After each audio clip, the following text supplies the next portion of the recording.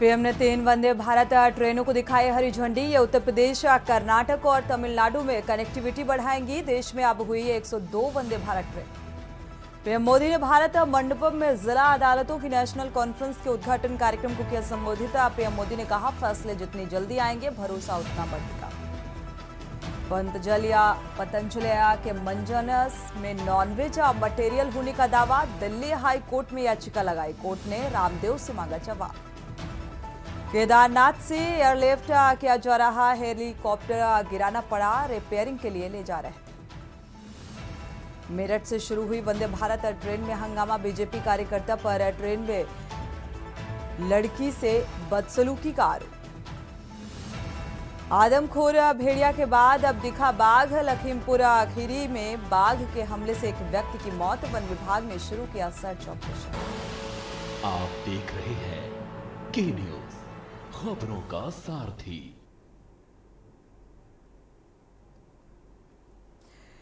नमस्कार, आप देख रहे हैं के न्यूज। मैं हूं आपके साथ सूरी चौहान।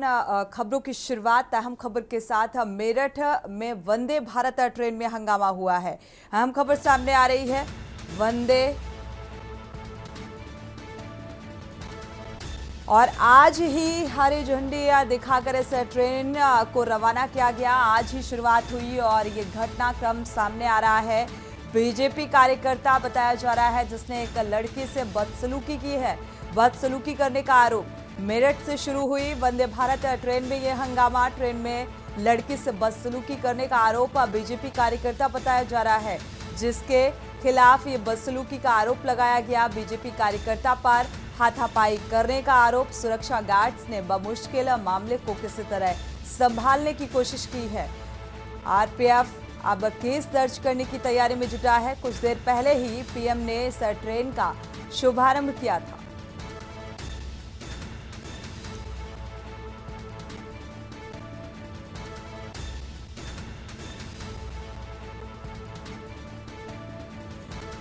तो वंदे भारत ट्रेन में ट्रायल। आज प्रधानमंत्री नरेंद्र मोदी ने इस ट्रेन को हरी झंडी दिखाकर रवाना किया और इसी ट्रेन में ट्रायल के दौरान जब इस ट्रेन में सफर कर रही थी ये लड़की, तो बीजेपी का ही कार्यकर्ता है जिसने लड़की से बदसलूकी की है। हाथापाई की भी तस्वीरें सामने आ रही हैं और ये गंभीर आरोप बीजेपी कार्यकर्ता पर। तो आरपीएफ अब केस दर्ज करने की तैयारी में।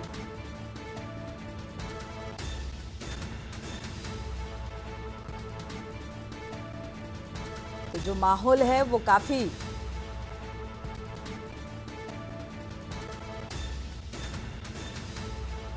हालांकि आरपीएफ अब इस मामले में केस दर्ज करने की तैयारी में है। बीजेपी कार्यकर्ता पर बदसलूकी का भी आरोप लगा है। काफी बहस भी हुई इस मामले को लेकर।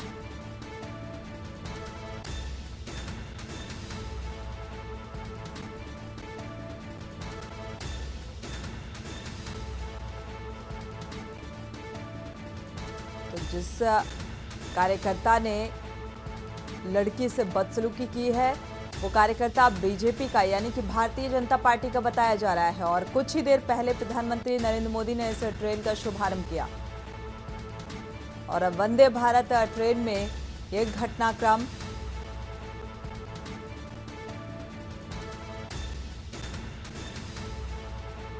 तो वंदे भारत ट्रेन का ये ट्रायल था और इस दौरान रवाना की गई थी ये ट्रेन और इसमें कई यात्री सफर कर रहे थे और एक लड़की से बदसलूकी का ये मामला सामने आ रहा है, जो कि बीजेपी कार्यकर्ता है जिसने बदसलूकी की। ये गंभीर आरोप। सुरक्षा गार्ड ने बमुश्किल मामले को संभालने की कोशिश की है क्योंकि माहौल काफी गहमा गहमी भरा हो गया, काफी हो हंगामा। और इस बीच जो सुरक्षा गार्डों की मौजूदगी थी उन्होंने फिलहाल इस माहौल को शांत कराने की कोशिश की है। तो मेरठ से आज शुरुआत हुई है इस ट्रेन की, वंदे भारत ट्रेन की। हरी झंडी दिखाकर प्रधानमंत्री नरेंद्र मोदी ने रवाना किया।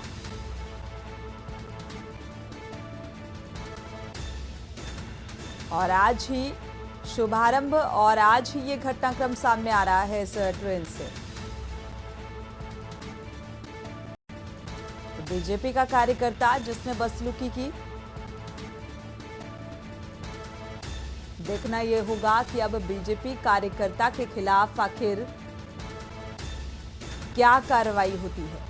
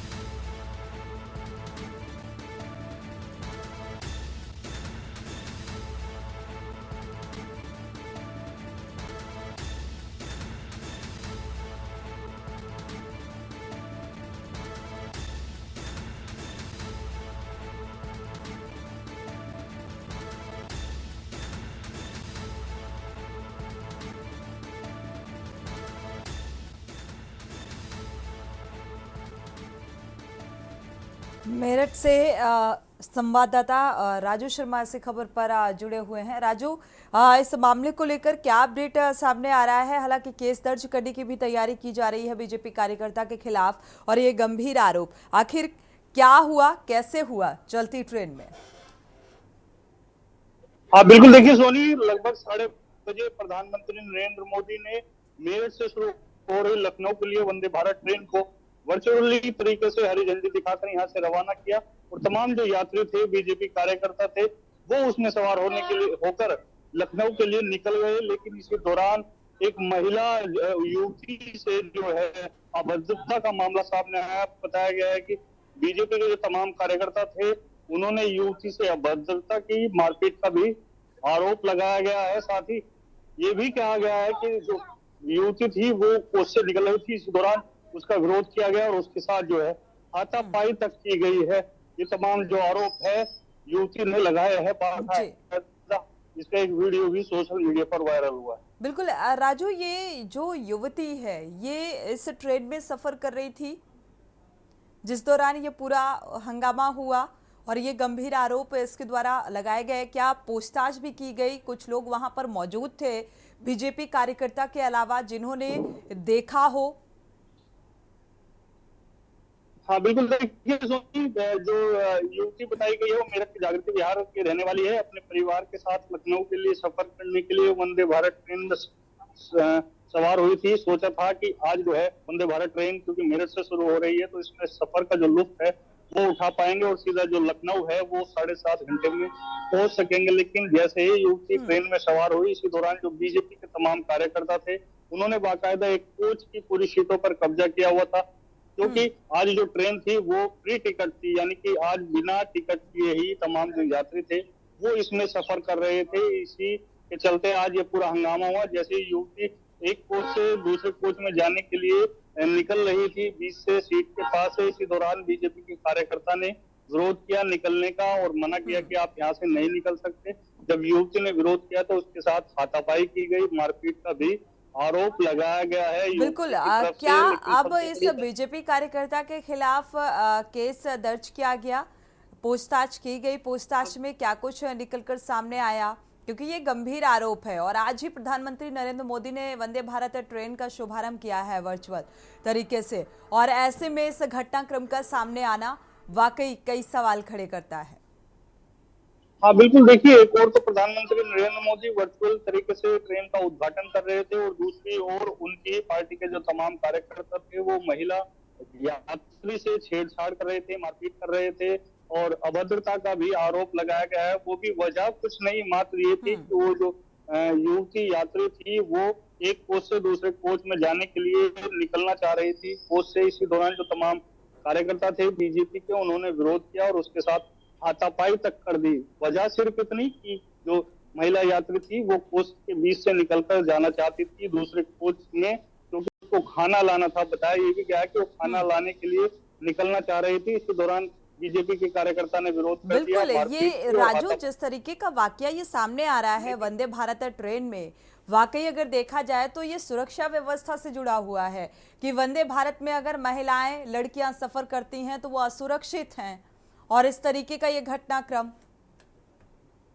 हाँ बिल्कुल, देखिए सोनी, तमाम जो सिक्योरिटी गार्ड थे वो भी वहां पर मौजूद थे। पूरा हंगामा जब हुआ तो जो सिक्योरिटी फोर्स थी वो कोच में पहुंची और बाकायदा उन तमाम जो लोग विरोध कर रहे थे, कार्यकर्ता हंगामा कर रहे थे, उनको समझाया बुझाया और पूरे मामले को शांत करने का प्रयास किया। लेकिन ये जो पूरे मामले की जो जांच है वो जीआरपी कर रही है और मुकदमा दर्ज करने की भी बात जीआरपी की तरफ से कही गई है। लेकिन सबसे बड़ी बात देखिए सोनी, यह है कि एक और तो प्रधानमंत्री नरेंद्र मोदी यह ट्रेन का उद्घाटन कर रहे थे और उन्हीं की पार्टी के जो कार्यकर्ता है, जो महिला सुरक्षा की बात करते हैं, बेटी बचाओ बेटी पढ़ाओ के नारे की बात करते हैं, वही महिला यात्री से बदतमीजी कर रहे थे, अभद्रता कर रहे थे, मारपीट कर रहे थे। साफ तौर पर कह रहे थे कि एक वीडियो भी वायरल हो रहा है कि ये जो कोच है बीजेपी का है और बीजेपी के जो लोग है वो इसमें सवार है, तो इसलिए आप इस कोच से नहीं निकल सकते। जब युवती ने विरोध किया तो उसके साथ अभद्रता की गई, मारपीट की गई। अब पूरा जो मामला है सोशल मीडिया पर तेजी से वायरल हो रहा है। फिलहाल जीआरपी ने जांच कर मुकदमा दर्ज करने की बात कही है, लेकिन सवाल तो उठता है क्योंकि जब प्रधानमंत्री नरेंद्र मोदी उद्घाटन कर रहे थे, हरी झंडी दिखा रहे थे वर्चुअली तरीके से, उसके कुछ देर बाद ही ट्रेन रवाना होने के बाद बीजेपी के कार्यकर्ता महिला से अभद्रता करते हैं, मारपीट तक करते हैं। बिल्कुल, देखा जाए ये घटनाक्रम वाकई राजू, क्योंकि बीजेपी का कार्यकर्ता है और ये भारतीय जनता पार्टी की छवि को धूमिल करने का काम, यानी कि ऐसा ये मामला सामने आ रहा है। और ये एक गंभीर आरोप भी है कि अगर एक कोच से दूसरे कोच में ये लड़की जा रही थी तो आखिर इससे बदसलूकी क्यों की गई। और इस तरीके का घटनाक्रम किसी भी जो महिला के साथ है, लड़की के साथ है, हो सकता है। और बीजेपी कार्यकर्ता हैं चूंकि, तो अभी तक क्या त्वरित कार्रवाई, त्वरित एक्शन लिया गया? हाँ बिल्कुल, देखिए सवाल उठता है क्योंकि जो भारतीय जनता पार्टी के लोग, भारतीय जनता पार्टी के बड़े बड़े लीडर दावा करते हैं महिला सुरक्षा के, महिला को बचाने के, बेटी बचाओ बेटी पढ़ाओ के नारे की बात करते हैं। वो इस तरह की अगर घटना करते हैं, कोई कार्य करते हैं तो कहीं ना कहीं सवाल भी उठता है। फिलहाल जो जीआरपी है वो पूरे मामले की जांच में जुट गई है, वीडियो फुटेज की जांच कर रही है और मुकदमा दर्ज कर कार्रवाई करने की भी बात कर रही है। लेकिन सबसे बड़ी बात यही है, सवाल यही है कि सोनी, अब वंदे भारत ट्रेन जिस तरीके से आज शुरू हुई मेरठ से लखनऊ के लिए, महिला ने सोचा था कि वो सरल तरीके से आराम से सफर चलिए कर राजू, सकेंगी। और थोड़ा सा जानने की कोशिश करिएगा कि आखिर ये बीजेपी का कार्यकर्ता है और ये कहाँ का रहने वाला है, क्या नाम है इस शख्स का, और इसके खिलाफ आगे क्या कुछ कार्रवाई होती है या फिर महज कार्रवाई के नाम पर खानापूर्ति की जाती है, क्या बचाने की कोशिश की जाती है। इन तमाम बिंदुओं पर थोड़ा सा नजर बनाए रखिएगा। शुक्रिया इस तमाम जानकारी को साझा करने के लिए। मेरठ से ये घटनाक्रम सामने आ रहा है, आज ही शुभारंभ हुआ है वर्चुअल तरीके से प्रधानमंत्री नरेंद्र मोदी ने इस वंदे भारत ट्रेन को रवाना किया और इस ट्रेन में एक कोच से दूसरे कोच में जा रही थी ये लड़की और इस दौरान बदसलूकी की गई और बीजेपी का ही ये कार्यकर्ता है जिस पर ये गंभीर आरोप लगाया गया है। सबूत है, आपने नहीं किया सपोर्ट, सबूत है, मुकदमा करिए, तुरंत मुकदमा करिए अभी। ये देखो इसमें मारा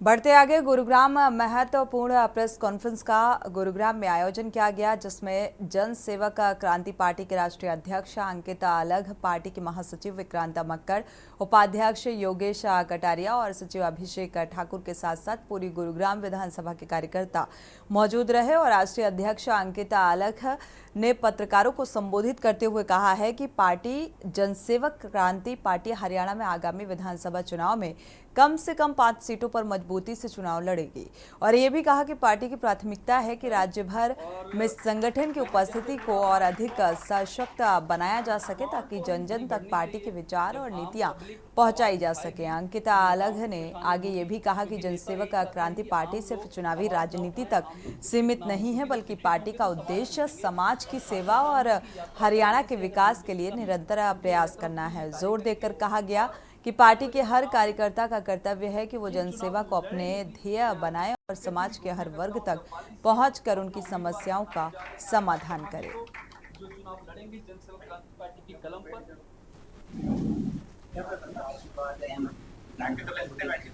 जोरदार था। जो भी जनादेश था उसको स्वीकारा था और फिर विधानसभा लड़ने जा रहे हैं। और अभी तो पारस भाई ने ज्वाइन किया, क्या पता विधानसभा क्यों, लोकसभा ही लड़वा सकते हैं हम तो अपने कार्यकर्ताओं को, है ना। तो विधानसभा भी तो दूर है ना। अभी जो ये विधानसभा 1 महीना है तो इंतजार कीजिए, क्या पता कोई चेहरे आपको मालूम चले नए। आपने बिल्कुल सही कहा कि आज हमारे देश के अंदर, हमारे प्रदेश के अंदर और खास हमारे गुरुग्राम के अंदर नेताओं ने विकास के नाम पे राजनीति तो करी है, लेकिन कभी विकास हुआ नहीं है। हमारे गुरुग्राम को 10 साल पीछे लाने का काम इन नेताओं ने किया है। आज कोई भी नेता को देख लीजिए आप, आज बेसिक मुद्दों पे बात नहीं करते। जैसे जैसे चुनाव नजदीक आ रहे हैं, गुरुग्राम में चुनाव का पारा बढ़ता जा रहा है और अभी सभी पार्टियां पहले अपनों की लड़ाई चल रही थी। और गुरुग्राम की अगर बात की जाए तो बीजेपी भी गुरुग्राम से काफ़ी दावेदार बीजेपी से हैं। सभी बड़ी बड़ी जनसभा टिकट लेने के लिए आगे आ रहे हैं। नवीन गोयल ने रामलीला ग्राउंड जाकबपुरा में आशीर्वाद रैली का आयोजन किया, जिसमें भारी भीड़ जुटाई गई। और हाल ही में कांग्रेस पार्टी के बहुत से लोगों को टिकट के लिए ताल ठोकी है।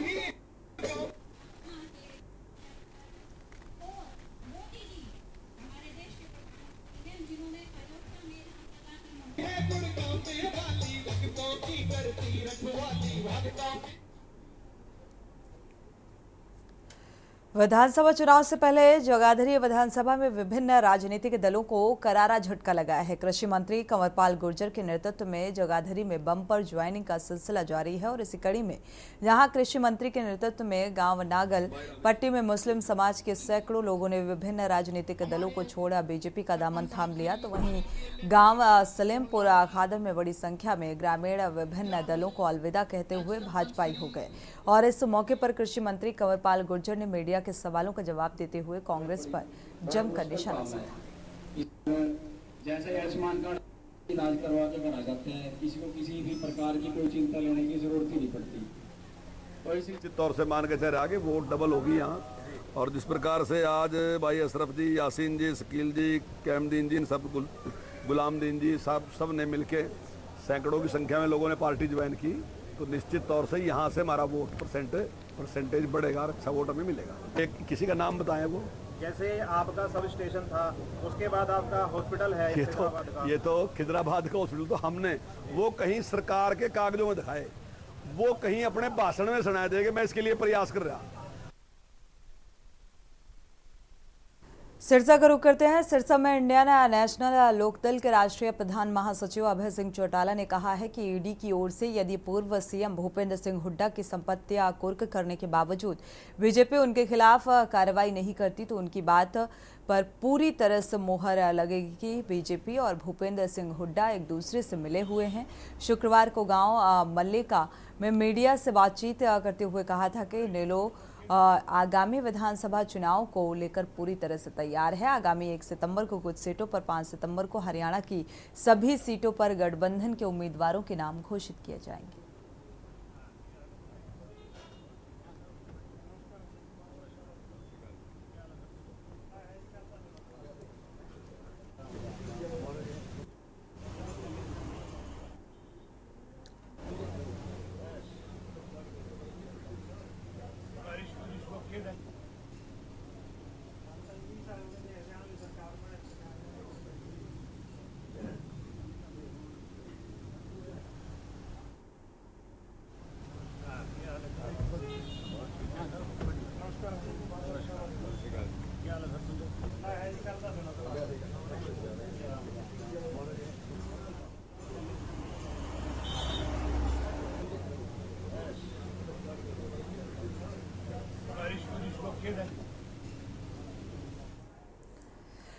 और सीधे हरियाणा का रुख करते हैं। हरियाणा के सीएम अनाप सिंह सैनी क्या कुछ कह रहे हैं, सुनाते हैं आपको।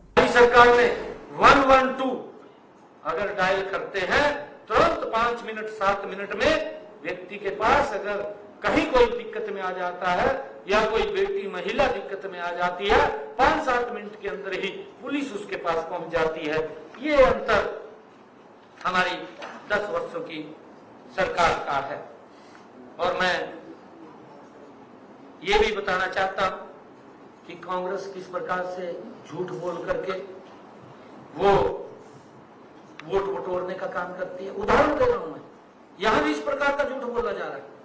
और इनका डीएनए के अंदर, मैंने कहा है ना, कांग्रेस का डीएनए, राहुल गांधी एक झूठ की स्क्रिप्ट लिखता है और वो स्क्रिप्ट लिखता है, उसके अंदर ये बड़े कई नेता होते हैं, भूपेंद्र सिंह हुड्डा होता है, सुरजेवाला होता है, कई और नेता होते हैं, उसके अंदर स्क्रिप्ट को उसको फिर नीचे ये बड़ी गति से फैलाने का काम करते हैं। झूठ की स्क्रिप्ट होती है, ये उसको फैलाने का काम करते हैं। क्योंकि मैं तथ्य के साथ बता रहा हूं कि अगर कोई दिक्कत है तो वो जवाब देंगे। मैंने तो कहा मेरे क्वेश्चन किए थे उसका जवाब दें, परंतु वो देने में नाकाम रहा है। उनके चुनाव घोषणा पत्र की मैं बात कर रहा हूं, जो उनके समय के अंदर ये चुनाव घोषणा पत्र उन्होंने जारी किए। मैं बताना चाहता हूं, हिमाचल के अंदर कांग्रेस ने झूठ बोला।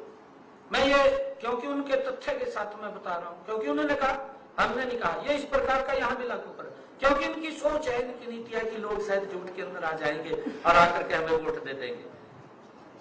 हिमाचल के अंदर स्क्रिप्ट लिखी गई राहुल गांधी और बड़े नेताओं के द्वारा दिल्ली में बैठ करके हिमाचल के अंदर उस झूठ को उतार दिया गया, फैला दिया गया कि हम हिमाचल में हर साल 1 लाख नौकरी देने का काम युवाओं को करेंगे। ये कांग्रेस ने बोला हिमाचल के इलेक्शन के अंदर, परंतु 1 साल से भी ज्यादा, 2 साल हो गए मेरे ख्याल, 2 साल हो गए ना कांग्रेस, लगभग 2 साल के करीब हो गए।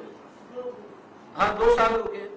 आज तक एक भी सरकारी नौकरी निकली हो तो वो बताए राहुल गांधी, वो बताए हुड्डा, झूठ ना फैलाए, वो बताए 2 साल हो गए हिमाचल के अंदर किसके ऊपर आए थे? 2 लाख बच्चे घर बैठा दिए, हाँ, उनको रोजगार मिलता। ये किस प्रकार का झूठ बोल रहा है? मैं इनके डीएनए की बात कर रहा हूं कि इनके डीएनए के अंदर क्या है। स्क्रिप्ट लिखते हैं दिल्ली में बैठ करके राहुल गांधी के साथ, राहुल गांधी बताता है ऐसे करो ऐसे करो, और ये लोग कुछ उसके इर्द गिर्द लोग रहते हैं और वो भी इसको हवा देते हैं, हाँ इसके अंदर शायद लोगों के अंदर विश्वास जमेगा, इस झूठ के ऊपर आप इसको फैलाओ, और लोग आ जाते हैं बात में। हिमाचल के अंदर बोल दिया 1 लाख युवाओं को रोजगार देंगे, परंतु आज तक 2 साल हो गए हैं, एक भी नौकरी ऐड भी नहीं कही लगाने की तो दूर की बात है, ऐड भी नहीं की गई। आज क्या स्थिति आई है हिमाचल के अंदर?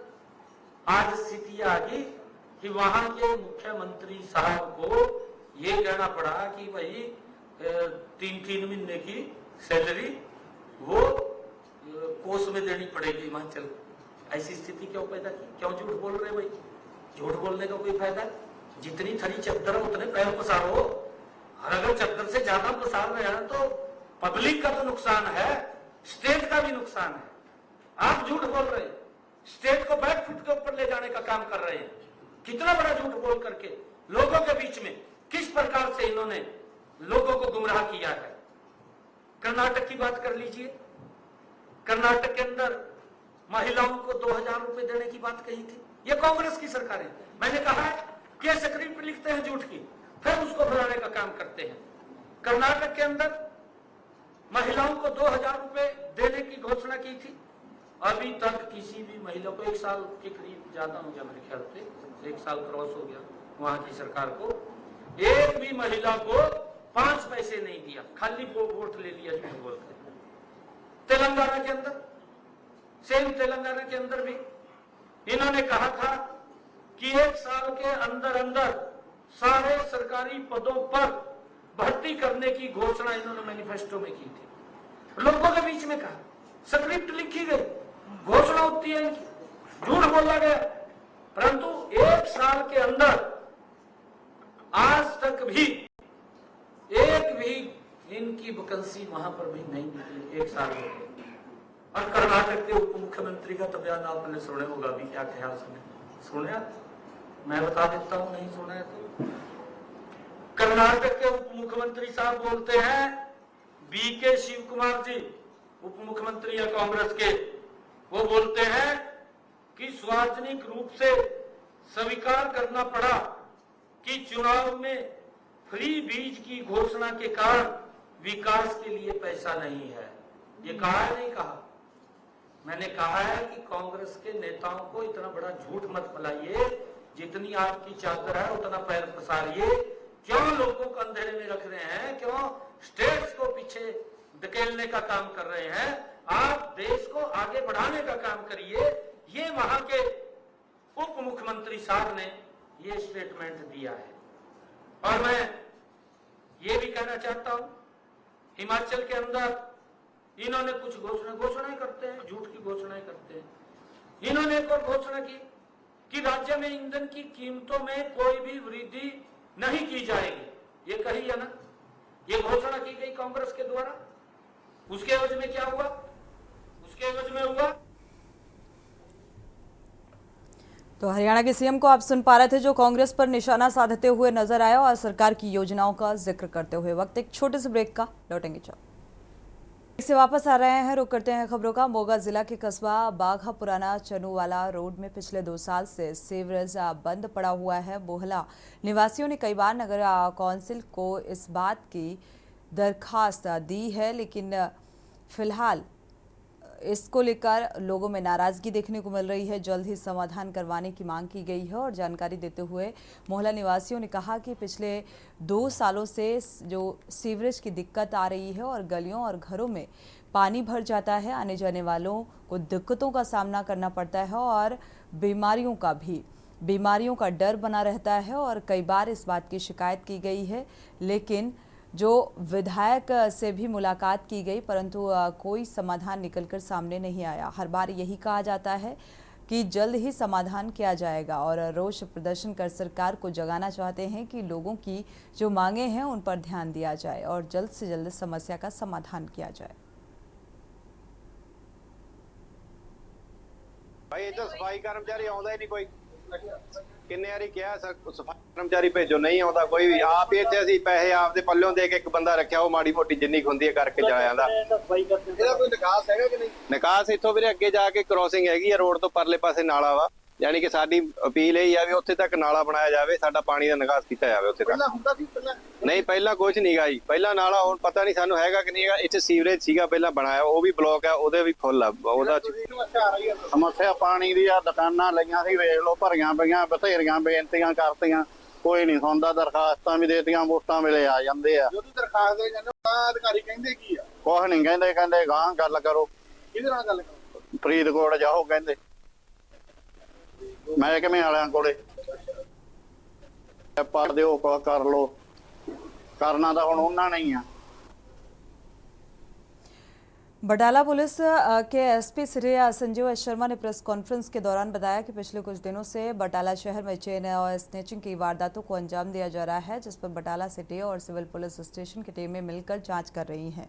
काम करते हुए इन्होंने 2 चेन स्नैचरों को गिरफ्तार करने में सफलता हासिल की है। पूछताछ के बाद सामने आया कि उन्होंने 11 घटनाओं को अंजाम दिया था। चोरी का सोना बटाला में एक सुनार को बेचा था और सुनार को गिरफ्तार कर लिया गया है।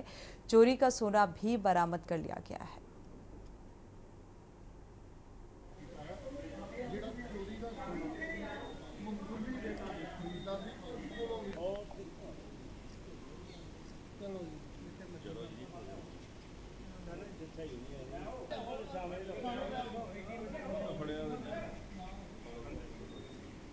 ਪਿੱਛੇ ਦੀ ਇੱਕ ਵਾਰਦਾਤ ਹੋਈ ਸੀ ਇੱਥੇ ਗਊਸ਼ਾਲਾ ਰੋਡ ਤੇ 17 ਤਰੀਕ ਨੂੰ। ਇੱਕ ਬਜ਼ੁਰਗ ਲੇਡੀ ਦੀ ਸਵੇਰੇ 5:30 ਵਜੇ ਡਿਊਟੀ ਤੇ ਹਸਪੀਟਲ ਦੇ ਨਜ਼ਦੀਕ ਉਹਦੀ ਵਾਲੀ ਹੋਈ ਸੀ, ਉੱਥੋਂ ਸਨੈਚ ਹੋਈ। ਫਿਰ ਉੱਥੋਂ ਥੋੜਾ ਅਸੀਂ ਐਕਟਿਵ ਹੋਏ, CCTV ਖੰਗਾਲੇ, ਸਾਰੇ ਆਪਾਂ ਦੇਖੇ ਤੇ ਉਸ ਤੋਂ ਬਾਅਦ ਵਿੱਚੋਂ ਸ਼ਮਸ਼ੇਰ ਸਿੰਘ ਇੱਕ ਹਰਪੁਰੇ ਦਾ ਤੇ ਇੱਕ ਪ੍ਰਭਜੋਤ ਖਾਨ ਪਿਤਾ ਕਿਲਾ ਲਾਲ ਸਿੰਘ ਦੇ ਅਸੀਂ 2 ਨੌਜਵਾਨ ਇਹਦੇ 'ਚ ਗ੍ਰਿਫਤਾਰ ਕੀਤੇ। गिरफ्तार करके पहले तो असी ये 3 टीमां लग गई, क्योंकि एरिया सिविल लाइन के एरिया भी हुई ने। वो बेसिकली जी वारदात सी वो सिटी की सी, ਇਹਦੇ 'ਚ CIA ਵਾਲੇ ਵੀ ਇਨਵੋਲਵ ਹੋਏ। ਅਸੀਂ ਸਾਰਿਆਂ ਦੀ ਮਤ ਲਾ ਕੇ ਟੀਮ ਵਰਕ ਸਾਹਿਬ ਨੇ ਸਾਰਿਆਂ ਨੂੰ ਆਪਣੇ ਆਪਣੇ SSP ਸਾਹਿਬ ਨੇ ਡਿਊਟੀਆਂ ਵੰਡਦੀਆਂ, ਤੁਸੀਂ ਕਿਹੜਾ ਏਰੀਆ, ਤੁਸੀਂ ਕਿਹੜਾ, ਉਹ ਵੀ SSP ਸਾਹਿਬ ਵੀ ਇਸ ਕਹਿੰਦੇ कि भाई ਇਹ करनी ही करनी है, ट्रेस कुछ हो जाए। खबर चंपा से है, जहां पौड़िया दलहा थाना अकलतरा में सतनामी समाज के लोगों ने आज सुबह से रास्ते में शव रखकर शमशान भूमि जाने के रास्ते की मांग को लेकर चक्का जाम कर दिया। और बताया जा रहा है कि सतनामी समाज द्वारा शमशान भूमि की मांग पिछले कई सालों से की जा रही है, लेकिन उनकी मांगों को अनसुना किया गया।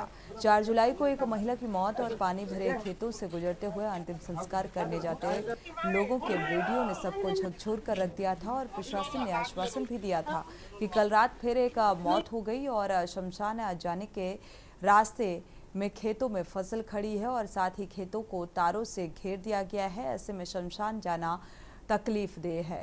फिलहाल इस मामले को लेकर लोगों का गुस्सा चरम पर है।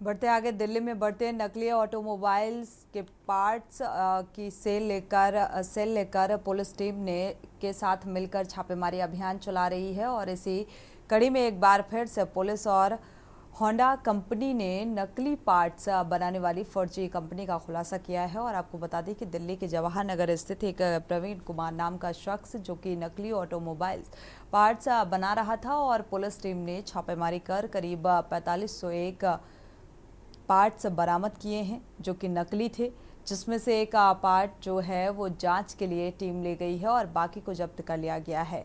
Honda Motors company private limited के 1165 नकली ब्रेक शो बरामद किए गए हैं, जिसमें से एक सबूत के तौर पर सैंपल लिया गया और 1164 नकली ब्रेक शो को सील कर दिया गया है। जब्त किए गए नकली सामान की संख्या लगभग 5500 बताई जा रही है। होंडा कंपनी के नकली पार्ट बनाने की 2 डाई भी बरामद की गई। फिलहाल पुलिस टीम ने नकली कंपनी चलाने वाले व्यक्ति प्रवीण कुमार पर FIR दर्ज की है और जांच शुरू कर दी है।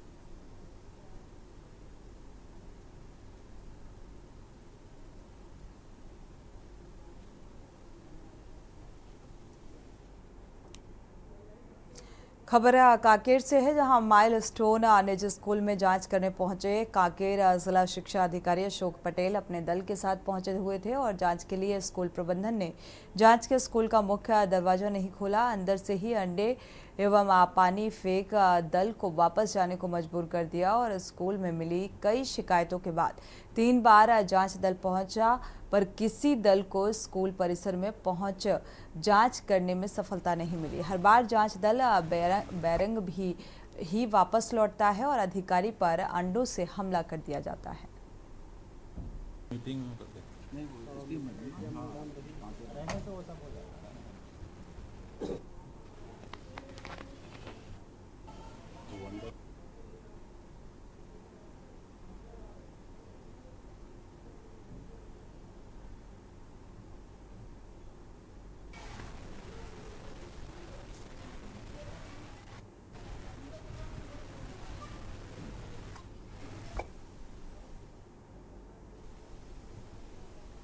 मामला कुछ नहीं है। यहाँ की कंप्लेन है कि जो बच्चे पढ़ रहे हैं उनके पेरेंट्स वो उन बच्चों को यहाँ से हटाना चाहते हैं, टीसी लेना चाहते हैं, लेकिन जो संचालिका है वो ज़बरदस्ती उन बच्चों के साथ करके उनको टीसी नहीं देना चाहती। एसडीएम मैडम ने इसकी जांच की थी। जांच करने के बाद चूँकि जिला शिक्षा अधिकारी के ऊपर रहता है विद्यालयों के, शासकीय विद्यालयों की मान्यता देने का, तो हमारी जो मान्यता देने की शर्तें होती है उन शर्तों के तहत हम आज परीक्षण में आए थे, बच्चों की सूची प्राप्त करने आए थे, लेकिन अंदर से ताला नहीं खोला गया बल्कि ऊपर से अंदर से अंडे और पानी हमारी पूरी टीम के ऊपर फेंके गए। साथ में पुलिस बल थी, हमारे साथ था, उनके ऊपर भी ये चीज़ें फेंकी गई।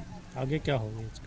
बस इनकी मान्यता समाप्त हो जाएगी और जो बच्चे वहाँ पढ़ रहे हैं उनका हम चिन्हांकन करके उनको नज़दीक के किसी भी शासकीय स्कूल में जहाँ उनके पेरेंट्स पढ़ाना चाहेंगे वहाँ उनका एडमिशन करा देंगे। बढ़ते आगे, भिंड जिला अस्पताल में बीती रात जमकर हंगामा हुआ। यहां इलाज कराने आए एक मरीज की मौत भी हो गई। घटना के बाद आक्रोशित परिवारजन ने जमकर हंगामा किया।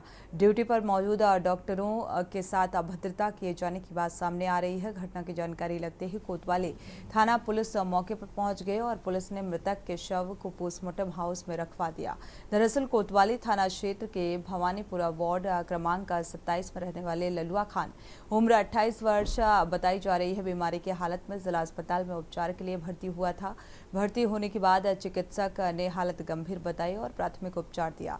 जाने के बाद शाम चिकित्सकों ने मरीज को ग्वालियर रेफर कर दिया और मरीज की हालत सीरियस होने के बाद उसकी प्लेटलेट्स डाउन हो गई और चिकित्सकों से हालत खराब होने की बात कही गई तो लापरवाही उनके द्वारा बरती गई। घटना की जानकारी लगते ही मौके पर कोतवाली थाना पुलिस पहुंच गया।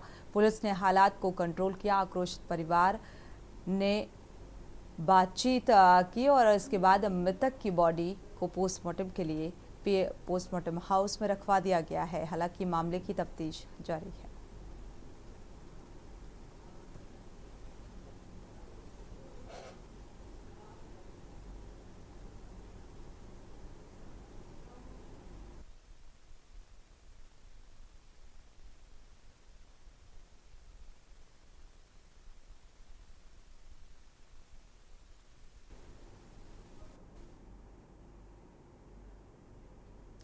खबर दिल्ली से है, जहां पुलिस ने पैसों के लिए रिश्तों का कत्ल करने वाले शख्स के साथ कुल 5 लोगों को गिरफ्तार किया है।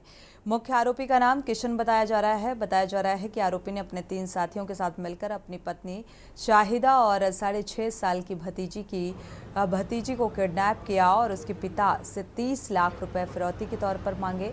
दिल्ली पुलिस की माने तो बच्ची के पिता ने 30 लाख रुपए चाचा से उधार लिए थे और पैसा वापस नहीं कर रहे थे, जिसके बदले में उसने बिहार के सीतामढ़ी से दिल्ली जाकर बच्ची को किडनैप किया और दिल्ली पुलिस इस पूरे मामले को महज 36 घंटे में वर्कआउट करने का दावा कर रही है। बहरहाल बच्ची सकुशल है और उसको बिहार के सीतामढ़ी से वापस लाया गया है।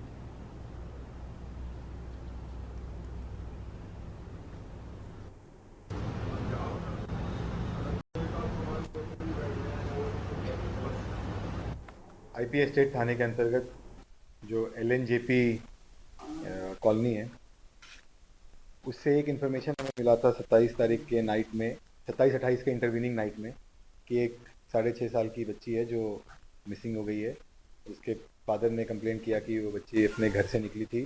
फादर का दुकान है वहीं पे पास में, कि अपने फादर के दुकान पे जाने के लिए घर से निकली ऐसा बताया गया और फिर ना दुकान पहुंची ना घर पे मिल रही है। तो इसमें इमीडिएटली केस रजिस्टर करके जब खोजना स्टार्ट किया तो कुछ ही देर में मदर के मोबाइल फ़ोन पे एक फॉरेन नंबर से, एक मलेशियन नंबर से व्हाट्सएप मैसेज आया जिसमें किसी एक अननोन पर्सन ने कहा कि जो बच्ची है वो उसके पास है और जो भी उसके डिमांड्स हैं फर्दर वो उस चीज़ को कम्युनिकेट करेगा। तो इस चीज़ को पूरी तरह से गंभीरता से लेते हुए हमने एक टीम बनाया हमारे एडिशनल डीसीपी सचिन के सुपरविजन में। प्रतापगढ़ से खबर सामने आ रही है। यूपी एसटीएफ की प्रयागराज टीम को एक बड़ी सफलता हाथ लगी है। पुलिस भर्ती परीक्षा में पेपर सॉल्व कराने में ठगी का मामला सामने आ रहा है। एसटीएफ ने 2 लोगों को मानिकपुर से गिरफ्तार किया है। एसटीएफ ने शुभम और पंकज को गिरफ्तार किया। बोर्ड ऑफिस में तैनात एक बाबू है जो सरगना है। एसटीएफ ने मुखबिर की सूचना पर रंगे हाथों पकड़ा है और पकड़े गए युवकों के पास से छात्रों के एडमिट कार्ड भी मिले। प्रतापगढ़ मानिकपुर थाना क्षेत्र का ये पूरा मामला सामने आ रहा है। तो पुलिस भर्ती परीक्षा में सॉल्वर गैंग जो है वो पूरी तरीके से सक्रिय है, बावजूद सुरक्षा व्यवस्था के, क्योंकि इस बार एक कड़ी सुरक्षा व्यवस्था के बीच जो पुलिस भर्ती है वो संपन्न कराई जा रही है। प्रतापगढ़ से ये मामला सामने आ रहा है।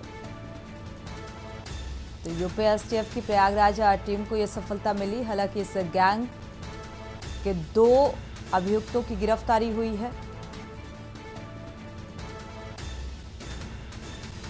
तो मानिकपुर से गिरफ्तारी हुई, जिनका नाम शुभम और पंकज बताया जा रहा है।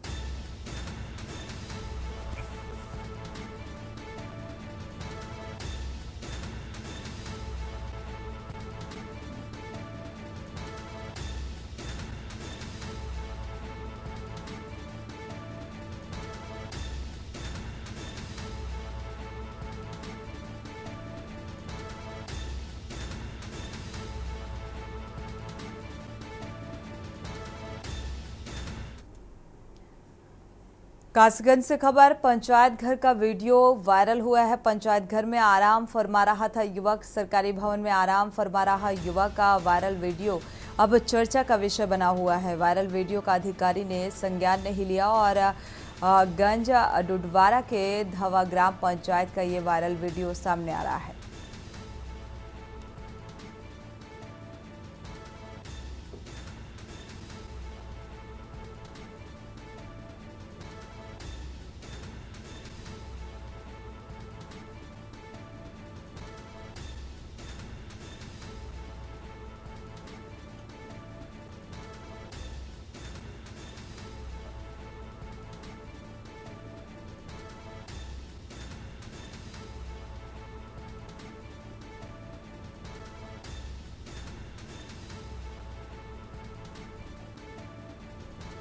तो कासगंज की ये तस्वीर, जहां पर पंचायत घर में आराम फरमाता नजर आया एक शख्स और इसका वीडियो भी अब वायरल हो रहा है।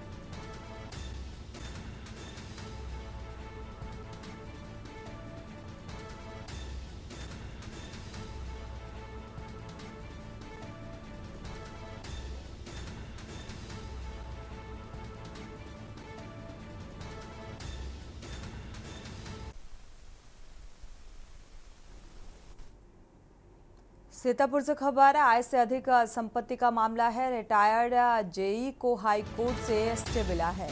लखनऊ के सुशांत गोल्फ सिटी थाने में केस दर्ज है और एंटी करप्शन टीम को अभी तक ये स्टे रिसीव नहीं हुआ था। स्टे कॉपी मिलने के बाद टीम ने दस्तावेज जांचे हैं।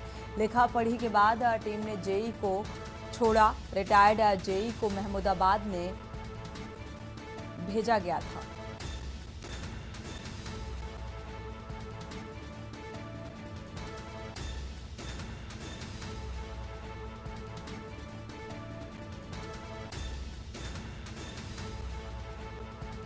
सारे पत्रों की जांच पड़ताल कर जेई को छोड़ा गया। रिटायर्ड जेई को महमूदाबाद में ले जाया गया था। आय से अधिक संपत्ति का ये पूरा मामला।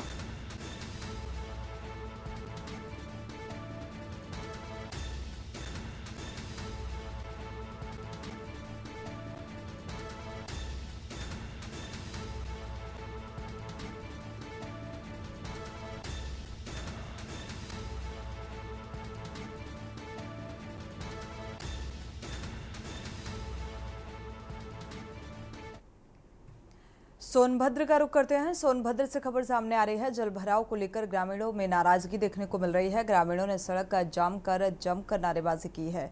सड़क पर लगे गंदे पानी में बैठकर विरोध प्रदर्शन किया और ग्रामीणों ने जिला पंचायत पीडब्ल्यूडी पर गंभीर आरोप भी लगाए। कार्य में अनियमितता और भ्रष्टाचार का आरोप लगाया गया है। मौके पर सांसद और प्रतिनिधि मौजूद रहे। 54 विकासखंड के पटवधा बस कवा मार्ग का ये मामला सामने आ रहा है।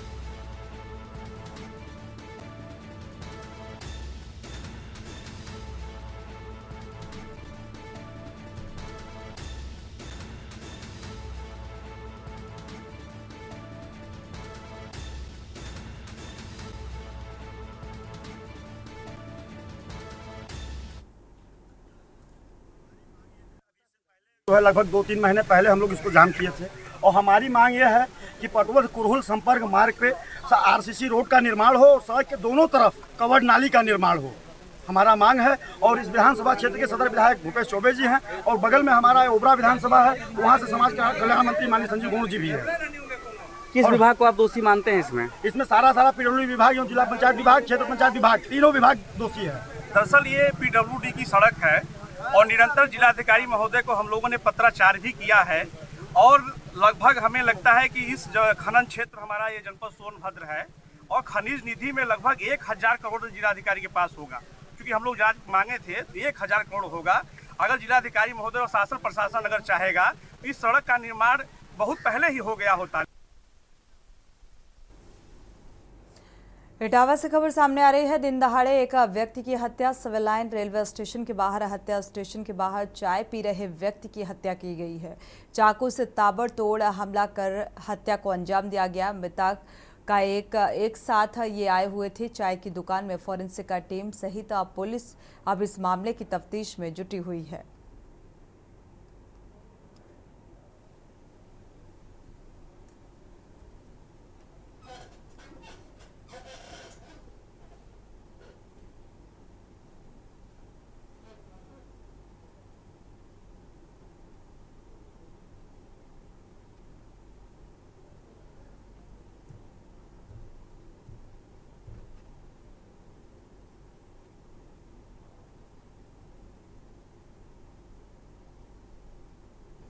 दो आए ये लोग, दो लोग अपना थोड़ा समय व्यतीत किया। मैगी और कोल्ड ड्रिंक वगैरह पी, दोनों बैठे हुए थे। कम से कम 1 घंटा का समय व्यतीत किया लोगों ने और उसने अपने कमर से चाकू निकाल के और उसने पार करना चालू कर दिया। हम लोगों को लगा थोड़ा पार कर, बचाने की थोड़ी कोशिश की तो हम लोगों को पार करने लगा। उसके बाद मैं गया दौड़ के गया फिर थाने की तरफ, तो उसने उसका गला काट दिया और उसके बाद फिर बाहर ला के बाहर डाल दिया और उसे फिर पकड़ लिया गया। फिर कितने लोग थे? 2 लोग थे। ये दो लोग थे और जो वाला और एक मरने वाला। सीतापुर से खबर सामने आ रही है। सीतापुर में एंटी करप्शन टीम ने आय से अधिक संपत्ति मामले में रिटायर्ड वर अभियंता को हिरासत में लिया है। राजधानी लखनऊ से आई टीम ने सीतापुर महमूदाबाद कस्बे से रिटायर्ड जेई को हिरासत में लिया। 2021 में आय से अधिक संपत्ति मामले में दर्ज हुआ था जेई पर केस और सारे जो दस्तावेज हैं उन्हें खंगालने के बाद जो एंटी करप्शन की टीम ने ये एक्शन लिया है और पूर्व नगर पालिका परिषद महमूदाबाद में जेई के पद पर कार्य कर चुके चंद्रभान सिंह जांच में आय से करीब 50 लाख की अधिक संपत्ति मामले में एंटी करप्शन टीम ने इस मामले में एक्शन लिया।